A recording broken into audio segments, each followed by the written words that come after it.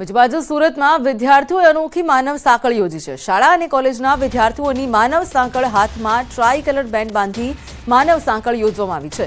Green city, clean city અને safe સિટીનો message police અને શિક્ષણ વિભાગનું સંયુક્ત આયોજન ગૃહ રાજ્યમંત્રી હર્ષ સંઘવી અને CR પાટીલ હાજર રહ્યા છે।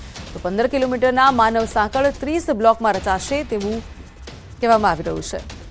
તો સીધા દ્રશ્યો આપ જોઈ શકો છો। લાઈવ દ્રશ્યો સુરતના અમે બતાવી રહ્યા છીએ કે જ્યાં એક અનોખી જે છે તે અભિગમ અપનાવવામાં આવી રહ્યો છે। ક્લીન સિટીની મુહિમ જે છે તે હાથ ધરાઈ છે। તો શાળા અને કોલેજના વિદ્યાર્થીઓ દ્વારા આ માનવ સાંકળ રચવામાં આવી છે કે જેમાં ગ્રીન સિટી તથા ક્લીન સિટી અને સેફ સિટીનો મેસેજ જે છે તે પહોંચાડવામાં આવી રહ્યો છે। તો પોલીસ અને શિક્ષણ વિભાગ કે જેઓનું સંયુક્ત આયોજન છે અને ખૂબ જ સરસ મજાનો મેસેજ જે છે લોકો સુધી પહોંચાડવામાં આવી રહ્યો છે।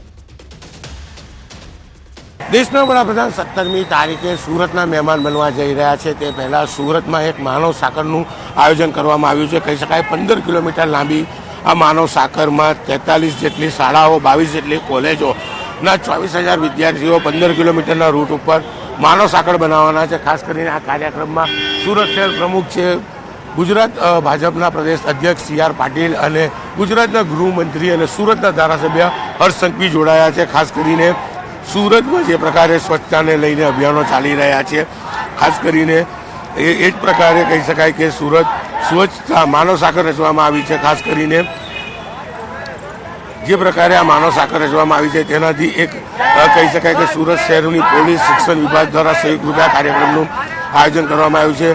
પ્રધાનમંત્રીના આગમન પહેલાં સ્વચ્છતા સહિત અલગ અલગ મેસેજો આપવા માટેનું આયોજન છે। ખાસ કરીને કહી શકાય કે 15 કિલોમીટર લાંબી આ સાંકળમાં 24,000 કરતાં વધારે વિદ્યાર્થીઓ જોડાયા છે। ત્યારે દ્રશ્ય સીધા જોઈ શકાય છે ગુજરાતના ગૃહમંત્રી સાથે પ્રદેશ અધ્યક્ષ આ માનવ સાંકળમાં અભિવાદન ઝીલી રહ્યા છે। કહી શકાય કે જ્યારે વડાપ્રધાન સુરત આવે છે અને સુરત જ્યારે સ્વચ્છતામાં દેશમાં સૌથી આગળ થાય ત્યારે સ્વચ્છતાના મેસેજ આપવા માટે અને ખાસ કરીને પ્રધાનમંત્રીના આવકાર માટે આ માનવ સાંકળનું આયોજન કરવામાં આવ્યું છે। કેમેરામેન ભરત બ્રહ્મભટ્ટ સાથે કીર્તેશ પટેલ, ન્યૂઝ 18 ગુજરાતી, સુરત।